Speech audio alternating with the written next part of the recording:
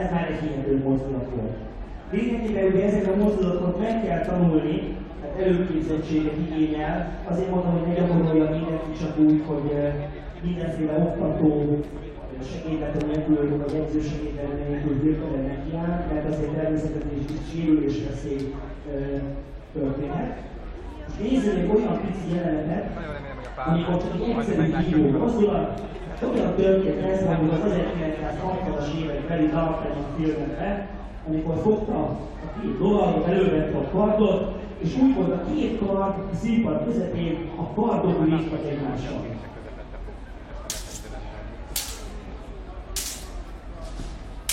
Ez nagyon szép, nagyon jó, de ugye egy igazi harcos soha nem az ellenfél kardját támadja, hanem az ellenfelet támadja. Nem a kardot akarja megölni, elpusztítani, hatástalanítani, hanem az ellenfelet. Ha tényleg valaki meg akar vágni, akkor azelőtt kitérsz, ugye blokkolsz, hárulgasz a fegyvereddel, az úgy néz ki a valóságban volt, és nem mutatják. Ez egy hárítás volt, így van. Hogy néz ki ugyanez a mozdulat, amikor egy kicsit filmesen a mozdulat kurva játszva, tehát úgymond sokkal nagyobb erő van kívülről látványra a fegyverbe, és a mozdulat, a hárítás is, illetve a támadás is egy kicsit túl van játszva. Lássuk ezt!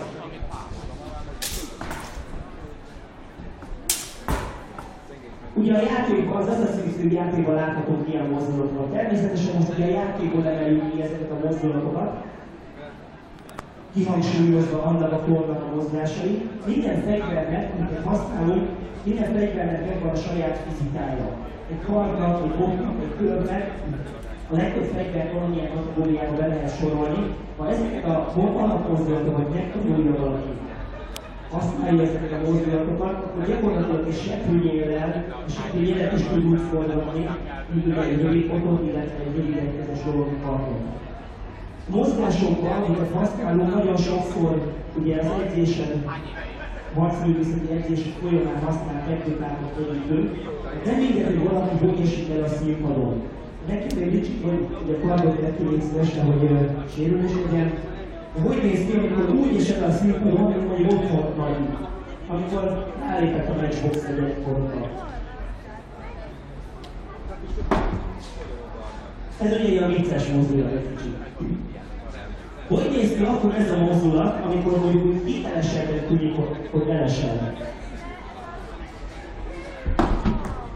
Ez már ugye csapban, ez egy hihető mozdulat, illetve egy kicsit demonstrálva, hogy néz ki ez a mozdulat úgy, amikor az ellenfelet ütötnek, és az ellenfél fog padlót.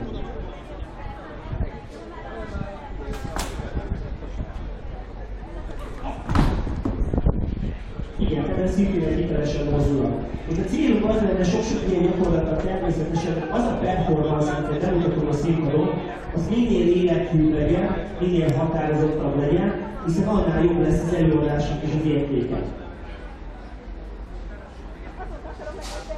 Lenne egy olyan mozdulat, és szívekben nagyon sokszor lehet látni, egy alapmozdulat, az ellenfél ráront egy karddal, az ellenségre, és a vállán át elkerül elvetíti. Lássuk a mozdulatot.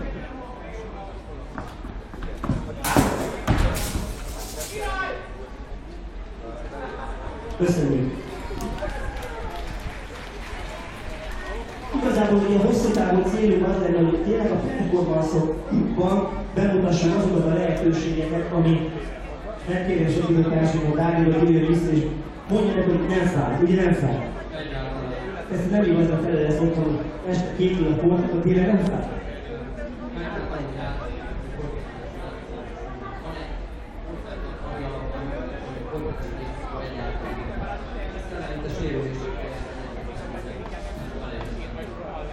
Nagyon fontos tényleg ezeket a mozdulatokat gyakorolni, de ezen túlmutatva igazából azt szeretnénk, hogy a közeljövőben számos ilyen produkciót bemutatni a színpadon nektek, a különböző korok keretei belül természetesen, ami egy kicsit vicces, de leginkább azért van benne érezhető háttértudás, azt, hogy ezeket a mozgásokat gyakoroltuk, sokszor gyakoroltunk, van benne koreográfia, és mutatnám még esetleg egy olyan mozdulatot, hogy érdekes lehet a számotokra. Például mutassuk meg azt, hogy hogyan néz ki idős. Előbb láthatok egy videót a háttérben, amit készítettünk nem olyan rég, ezek Assassin's Creed-es mozdulatok. A játékból kiemelve egy Ziónak egy mozdulatát. Jó, egy olyan mozdulat, ami a játékban többször előfordul, amikor is egy Zió átpördül az ellenfélre a hátán. Bocsánat, mindig rosszat mondok, általír. Nem egy Zió, általír. Tehát bocsánat, amikor is általír, átpördül az ellenfélre a hátán. Ezt mutassuk meg, jó?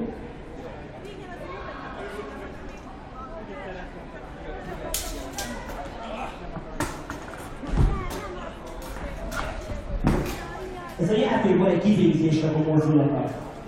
Nagyon fontos ugye, hogy bárki bármilyen cosplay épít magának, bárki bármilyen karakternek a bőrébe bújik, minél inkább ugye életképé szeretné tenni azt a karaktert, amit megformál, és ez lenne a valódi célunk, hogy segíteni mindazokat, akik szeretnének megtanulni alapszinten mozogni egy-egy fegyverrel, az a nyugodtan támadjon meg bennünk egy kényelmet segítséget, hiszen az lenne az egyik célunk, hogy ezen túl bármilyen jellegű performance adjatok elő akár versenyszinten, akár csak úgy magatoknak, minél inkább hitelesebb legyen, illetve ti is érezzétek, hogy milyen egy olyan karakternek a bőrébe belebújni, aki valódi harci tudás birtokában van.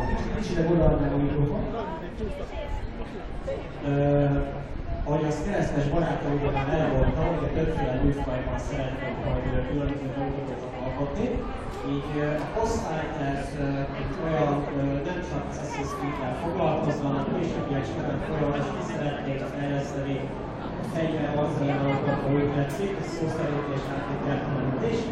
Különböző végállók, akár Batman, a DC Univerzum különböző megvalósított részei, Matrixon, Star Wars, Assassin's Creed-nek több epizódját, illetve a különböző sci-fi, fantasy, vagy esetleg történelmi ilyes filmek, játékok, vagy esetleg képregények világát szeretnék egy kicsit életünkben megjeleníteni. Az előadásnak a lényege az lenne, hogy nem csak színpadon, hanem lényegében a különböző rendezvények egész területén, egész nap folyamatos előadás lenne, tehát nem lenne olyan pont, amikor mi nem adunk elő.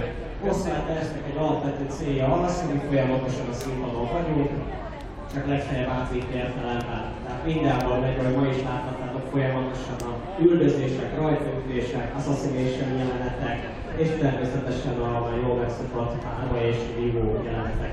Ezt mindenféle különböző szágából szeretném megjeleníteni, és akkor gondolok itt amúgy esetleg Alien-re, Predator-ra, azon is rengeteg lehetőség van, amikor gyűrűk ura természetesen, amikor akár nem csak a humanoid karaktereket, hanem az embertől egy picit eltérő anatómiájú lényegre is belekóstolunk egy kicsit mozgás szintjén, és valamit összehozunk a mozgások munkájából, modellezzük, és akkor olyan ütő, arc és stb. Jelenetekre is lehet számítani a jövőben, és természetesen továbbra is tervezünk sokféle érdekes játékot, amivel szeretnék titeket minél jobban bevonni az előadásainkba. Köszönöm szépen a figyelmet!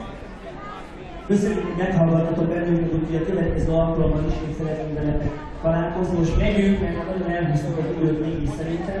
Úgyhogy köszönjük szépen, hogy elnéztetek a produkciót, az előadást, és kérdezzétek továbbra is a kód, és sziasztok!